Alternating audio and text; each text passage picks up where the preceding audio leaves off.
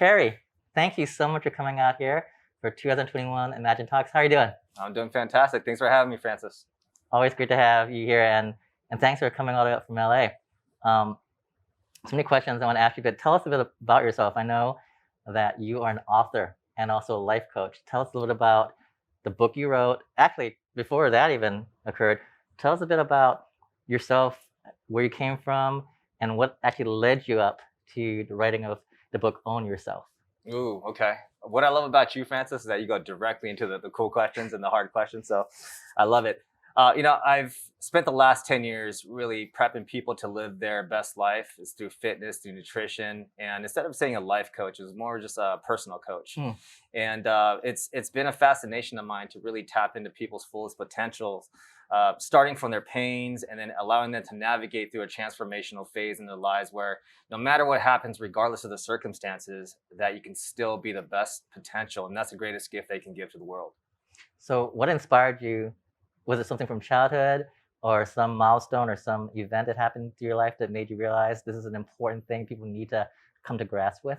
Yeah, no milestone. I think, as a kid, when your father all of a sudden moves to Japan and you're 10, you're trying to figure out what life's about, you become very curious about everything. And so I started questioning a lot of what's been going on, why my life is the way it is, why I'm feeling these certain ways. And so it's the curiosity that allowed me to keep asking the questions, okay, why, how, who, what, when, where. And it just, I guess what I can say is that I just begin this obsessive hunger and this desire to know myself the best way so I can be reach the highest potential of myself. Okay. So you moved to Japan when you were 10. So assuming that you were living stateside prior to that. No, I was born in Japan, came Okay. here, and then when I was 10, my dad moved to Japan. And you stayed we here? stayed, my whole family stayed. Wow, Yeah. okay. So you're born in Japan, you came here. So you have a very unique perspective then on what it actually means to be Asian American. Totally. What do you think your perspective is on being Asian American versus what you think the general consensus of people who were born in America as Asians and trying to learn what that cultural background means? Like what do you see the dichotomy or differences between when you engage with people? Yeah, totally different. It's pretty cool because my mom is first generation Japanese. Right. She's from Japan. My Right. dad is third generation. Our family, his side of the family, came in the 1800s. Wow. Okay. And so growing up in the South Bay of LA, there's a lot of like foggy Japanese people. Yeah. And I had friends then because I went to Japanese school. And then you go to regular school and I'm Japanese American. But it's weird because like you'd have friends who would think that I'm too Japanese. And then I'd hang out with my Japanese friends like, you're too American. But when you're in school, like, hey man, you're just another Oriental kid, from anyone who's non-Asian. So it was just a weird, fun time to grow up and just be like, what is this about? Like, who am I? Like, why are we here? It's pretty cool. Did you find when you came here at the age of 10, did you experience racism at all? No. So I've been here since I was like 2 months. So my mom went there having my dad moved to Japan when I was 10. Okay. I didn't experience really any racism. I encountered, situations where people call me like a nip or a Jap or whatever, right? And I didn't understand the brunt of that type of behavior then. It was just like someone calling me names or something like that. But it didn't hit me at the core like, oh, it's because of this, I'm being hurled insults at a systemic level or anything like that. It was just just name calling, and I didn't take it too personally then. So luckily, fortunately, I haven't encountered so many of these crazy situations that we see now happen. So you actually shared with me some of the things that you're seeing online. I've seen that's been going on, especially around 2020, right? Yeah. What is your take on this? Like, is this something that has always been there but is now brought to the surface even more? Or is it something that wasn't there before and now is generated because of the animosity from this year? That's so good. Part of it is just like everyone's capacity to hold phones and cameras and stuff at all times. Right? Yeah. I'm sure there's a lot of events that occur that no one's able to track. But I think that what you see now is just a manifestation of people's inner voices and their fears and anxieties that's been perpetuated by all the events that's been going on. But then there's different levels, right? We have the talking about blacks, the Black Lives Matter, and then we have xenophobia. There's different elements of that. And I've found that there's no, it exists. It's not going to go away anytime soon. Yeah. And it's such a hard conversation because you see a lot of people say like, well, education's the answer. And yeah, it's education, but I mean, where do you go from? Where are you going to go and teach a university on racism? Like, it's not, you can't do that. So it's also almost irresponsible for people to just start saying education's the answer and then just go on and live your life. Right. And so part of, like, you asked me about my book, Own Yourself. Yeah. It really means that no matter what you're going through, no matter what conversations are out there, you can only control the conversations that you have here. I can only control my side of the conversation. It's not up to my responsibility to go teach everybody that racism is wrong. Right? It's not going to do any good. I can't go here, and if everyone's racist in here, my IG post or anything is not going to persuade them to not be racist or anything like that, right? So, so it's a hard predicament. And so I say own yourself, because at the end of the day, our current self is still ignorant. My current self is still hate in me.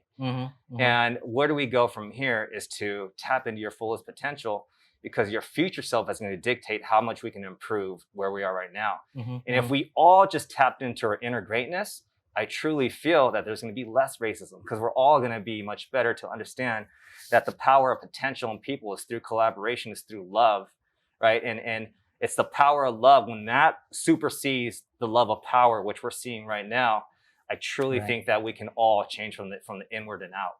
So when you say own yourself, does that actually mean like does it mean to get to know who you are and then take control of what you do? Or is it even deeper to like find what your own personal mission is? Like when you say own yourself, what genesis of that? Yes, I love that question. To own yourself is to, for example, if I have a sick, dope Lamborghini outside, right? I can own that Lamborghini, right? But the problem is if that Lamborghini owns me. I see what you know saying. what I mean? Yeah. I can own this beautiful house here in Millbrae overlooking the SFO, but if this house owns me and I become subject and a slave to everything that perpetuates from owning that, then it's got me. So whatever your story is, whatever your pains are, whatever your journey is, once you own it, then you can reveal all the things, whatever necessary for you to experience a powerful breakthrough and transformation. So owning yourself is realizing not only being present and understanding everything that's happened in your life, accepting the pains, and not only embracing it, but it's also tapping into your future self so that we can not only be present, but we have an amazing future to dance with. I love that. It's beautiful. Then why do you think it's so difficult for so many people to get to that path to start owning themselves? Well, I think it's not to get to own themselves. It's always going to be a journey, just like how racism right now, it's going to be a journey, right? It's going to be a lifelong thing where it's never going to just end all of a sudden. And so part of self-mastery is always improving every single day, and that's why I love the word Kaizen. And Kaizen in Japanese just means continual improvement. So groups like Toyota, that's their mission, is Kaizen. Continual improvement. Wow. And so people can say, well, that's just kind of like a generic term, and it's a theme that's kind of vague. And then what I say is, well, just remember the 3 digits, 212, because at 211 degrees, water is really hot. Right? We start to boil. Vincent's boiling some steak out there. At 211, it gets really hot and starts to boil. But Francis, when the water starts to boil, what does it produce? Steam, right? And so steam is powerful enough to push a train, a locomotive. And sometimes all it takes is just that 1 degree to experience that powerful breakthrough. And so for me, I always say, whether it's my fitness clients or my personal coaching clients or just my friends in general, they say, well, you know what? In 2021, I'm going to be a millionaire, right? Okay. It's just like, no, let's just focus on getting a few $1,000s first. Let's focus on losing a few pounds just this month. Right, and you keep doing that. Small incremental steps swing wide doors. Right, the small pivoting movements, continual doing that is going to allow you to experience that powerful breakthrough, and that's what Kaizen looks like to me. So whether we are all in a place where we're learning and we're understanding the power of tension right now, as the nation feels it. Right, tension is your friend, as crazy as it sounds, we see everything, the turmoil, but that tension is what's going to allow us to really take a stand, make a choice, and then break through. So whether you're MLK back in the day saying, I have a dream, and you turn the other cheek, whether you're Malcolm X saying eye for an eye, those two people, both profound, they had an amazing posthumous legacy after their death, because they said, I'm going to make a choice. I'm going to stand by it. I'm going to go full on, right? Malcolm X went eye for an eye. Right. MLK was, I have a dream, turn the other cheek. Both made such a prolific impact because they decided to make a stand. And all of us right now, it's like, whether we're entrepreneurs or people in the business field, a lot of us are trying to be clever, but what's most important is just to be clear. So be clear, don't be clever, stick to your, make a decision and go all in. And that's just been my mission for everybody. I love that. So that brings me to my next question is the whole philosophy of Kaizen. I keep hearing this philosophy of evolution and hustle and Kaizen throughout the entire day.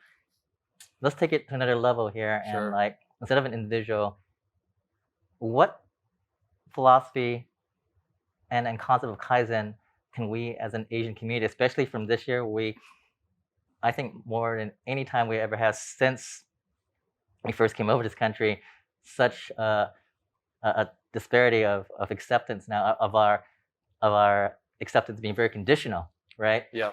So does Kaizen play to us as an Asian American community as a whole then, as an evolutionary mentality? Yeah, Kaizen, and I think that again, the greatest thing that we can do is to know our future self. Okay. So right now, the buzzword is be present, do meditation so that you can be present, right?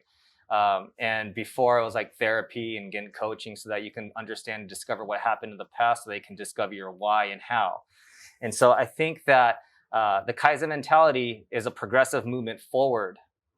And that's what we have to do, is to understand what our future ideal self is and tap into that so that we can move from the present and get better every single day. But ultimately, right now, there's a lot of buzzword with the whole Asian representation, right? That there's not enough. Right. Well, if you're not dope, you're not meant to be on stage, right? So I love Kanye West because Kanye, ever since he came out with the College Dropout back in the early 2000s, he was just like a no-name ghost producer, writer. He produced beats for all these big-time stars. But even then, 20 years ago, like he would say, like, I'm the greatest. I'm the next. He wasn't saying I'm not going to be the next Jay-Z or Nas. He said, I'm going to be the next Disney. I'm going to be the Christian Dior. I'm going to be the next Google, right? And he tapped into his ideal future self, and people ridiculed him for that, right? And so even like a year and a half ago, Kanye came out and said, dude, I'm freaking $50 million in debt, and everyone counted him out. They said, see, that guy's a lunatic. That guy's crazy. And then his Yeezys came out, and then now he's a billionaire, right? But it's those things where you continue to tap into your fullest potential. With crystal clarity what your future self looks like. And then I think as Asians, we really have to just be like, I want to be the greatest of myself. Like the greatest gift that you can give to yourself is for you to reach your highest potential. Once we could break through that and be radical about that and have this monomaniacal mission to just be the best there is for yourself, Asian representation, the new CEOs, the new disruptors is just going to be a byproduct of that effort. And I think all of us are just putting ourselves in a box most of the time, saying like, oh, this for an Asian dude is dope. This for an Asian girl will be I see what you're saying. A catalyst. Conditional. And we just have to break out of that. And again, it's gonna take years and decades for most prolific people to keep coming out like that. So I hope to be one of them. No, you already are. I totally believe that. Why do you? I'm gonna tangent a little bit here. Why do you think we have that conditional mentality? Yeah, it's there's a saying that we've all been in a mental prison with the doors wide open. And it's as simple as being conditioned on a subconscious level.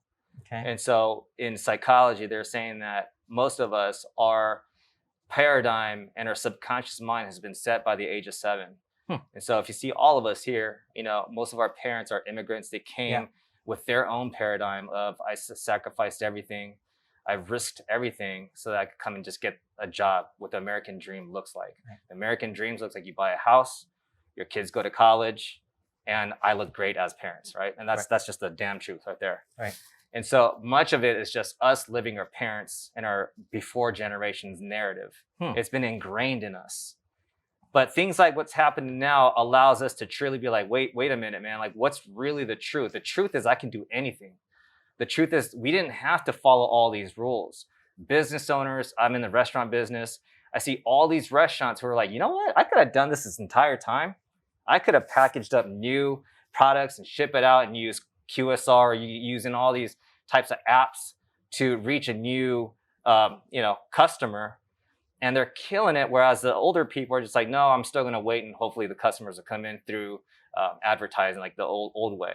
Right. So it's times like these allow us to get our paradigms disrupted and start from fresh and say, what can I do? So the question you got to ask yourself now is, who do I want to be? And that's been very congruent with what I've been talking about, is just like tapping into your future self. And so it's the paradigm that we have to unleash. We have to unlearn all the things that we've been taught and learned that's been ingrained. We've been living in the mental prison with the doors wide open. All we had to do is go to the left, walk right out, and there's your breakthrough right there. Wow. For 2021 going onward here, what are things that you think, if you can give us 1 or 2 or even 3 solid steps that you think we as a community, as an Asian American community, can do to start walking toward that path of future self, like actual exercises or mental focus, just rituals we do every day?